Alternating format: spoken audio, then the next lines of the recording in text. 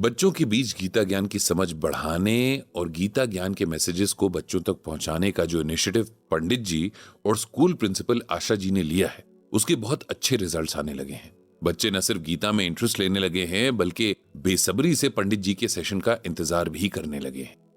पहले जब ये प्रोजेक्ट शुरू हुआ था, तब ये डिसाइड हुआ था कि स्कूल का जो मंथली न्यूज़लेटर पब्लिश होता है, उसमें हर महीने पंडित जी एक स्टोरी के जरिए गीता ज्ञान का मैसेज देंगे। लेकिन जब पंडित जी पहली बार बच्चों से पर्सनली मिले, तो बच्चों ने रिक्वेस्ट की कि वो न्यूज़लेटर की स्टोरी के अलावा भी पंडित जी से मिलना चाहते हैं और गीता के बारे में जानना चाहते हैं। मासूम बच्चों की इस रिक्वेस्ट को न तो आशा जी टाल सकी और ना ही पंडित जी टाल सके। इसीलिए फिर डिसाइड हुआ कि हर मंथ के सेकंड सैटरडे को पंडित जी बच्चों के साथ कुछ टाइम स्पेंड करेंगे और उन्हें गीता ज्ञान का मैसेज देंगे। जब पंडित जी ने इस बारे में सरला जी को बताया, तो उनकी खुशी का जैसे ठिकाना ही नहीं रहा। हर महीने बच्चों के बीच जाने के ख्याल से ही वो खुश हो गई थी। सेशन से 2 दिन पहले जहां पंडित जी बच्चों के लिए स्टोरीज ढूंढ रहे होते, वहीं सरला जी किचन में घुस जाती, तरह तरह की डिशेस बनाकर फ्रिज में भरती ताकि बच्चों को खिलाया जा सके। इस बार पंडित जी ने बिल्कुल नई कहानी याद की थी बच्चों को सुनाने के लिए, और सरला जी ने उनको खिलाने के लिए कई नई चीजें बनाई थी।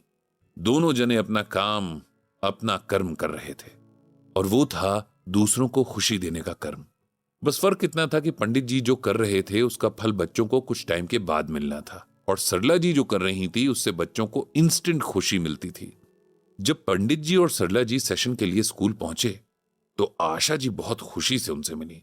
उन्होंने बताया कि बच्चे तो सुबह से ही उनका वेट कर रहे हैं और आज तो 100% अटेंडेंस भी है। पंडित जी और सरला जी इस बात से बहुत खुश हुए। पंडित जी ने कहा कि पहले बच्चों को खुश कर दिया जाए। सरला जी जो लेकर आई हैं वो खिला दिया जाए, क्योंकि जब पेट भरा होता है तभी किसी काम में मन लगता है। सरला जी हॉल में गईं और कुछ बच्चों की हेल्प लेकर सारा सामान बांटने लगी। तब तक पंडित जी और आशा जी आगे के सेशंस के बारे में डिस्कस करने लगे। जब सब ठीक से हो गया, बच्चे भी खा पीकर खुश हो गए, तब पंडित जी ने सेशन शुरू किया। पिछले सेशन में पंडित जी ने बच्चों को महाभारत की कहानी सुनाई थी, इसीलिए पहले उन्होंने उसका रिवीजन किया, बच्चों से कुछ सवाल पूछे और पिछले सेशन में जो गीता ज्ञान बताया था वो भी पूछा। पंडित जी ये देखकर हैरान थे कि बच्चों को सब कुछ बहुत अच्छे से याद था। इसके बाद उन्होंने बच्चों से पूछा कि क्या वे महाभारत के बारे में कुछ और भी जानना या पूछना चाहते हैं। एक छोटी सी बच्ची ने हाथ उठाया कि उसे कुछ पूछना है। पंडित जी ने उसका नाम पूछा तो उसने रिया बताया। रिया ने पूछा कि मेरी मम्मी भी कहती हैं और मेरी मैम भी कहती हैं कि किसी से भी लड़ाई नहीं करनी चाहिए, क्योंकि लड़ाई से सबका नुकसान ही होता है। जो जीत जाता है मार तो वो भी खाता है।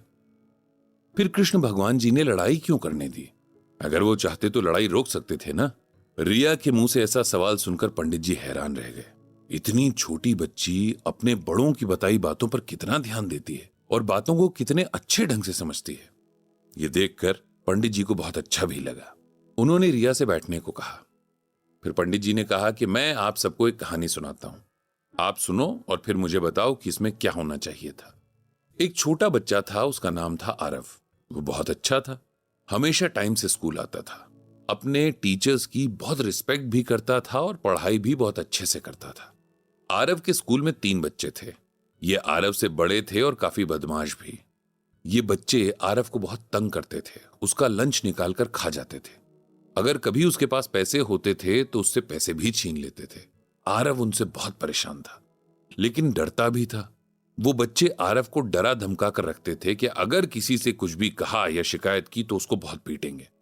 बेचारा आरव चुपचाप इन लोगों के टॉर्चर झेलता रहता था। एक दिन तो हद ही हो गई।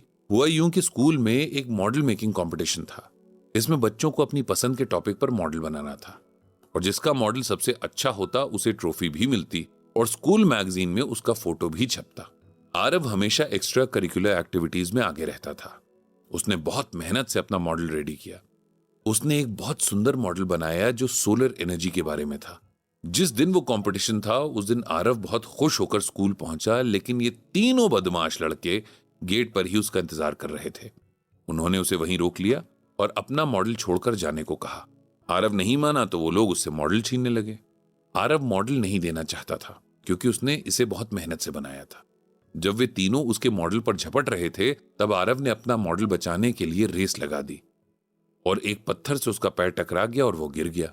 उसका मॉडल टूटकर गिर पड़ा और बिखर गया। ये देखकर वो जोर जोर से रोने लगा और वो तीनों बदमाश लड़के उसका मजाक उड़ाने लगे। आरव को अपनी बहुत ज्यादा इंसल्ट फील हुई और वो सीधा उठकर घर वापस आ गया। जब वो घर पहुंचा तो उसके घर में दादाजी थे। उन्होंने देखा कि आरव पूरा मिट्टी से लथपथ है और रो रहा है। उन्होंने पहले उसे बैठाया और पानी पिलाया, फिर बड़े प्यार से पूछा कि क्या हुआ।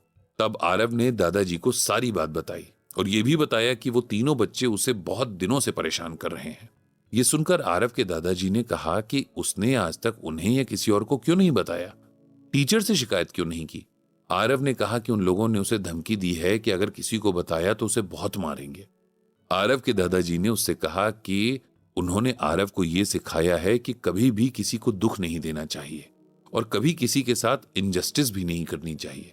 लेकिन अगर कोई आपको बिना किसी गलती के तंग करे, आपको परेशान करे, तब ऐसे में चुप रहना भी ठीक नहीं है। अन्याय करना और किसी का अन्याय सहना दोनों ही पाप होते हैं। इसीलिए कभी भी अपने या दूसरों के प्रति हो रहे अन्याय को नहीं सहना चाहिए।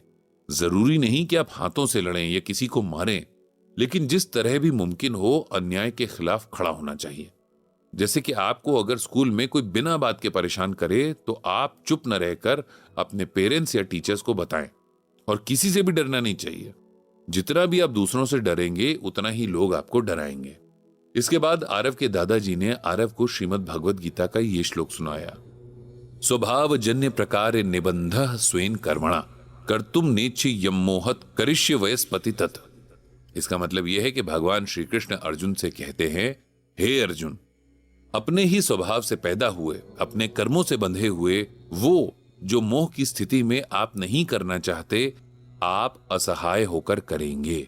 इसको सिंपल वर्ड्स में ऐसे समझिए कि भगवान ने कहा है, हे अर्जुन, हम सबको अपना अपना काम करना ही पड़ता है, चाहे हम खुश होकर करें या दुखी होकर।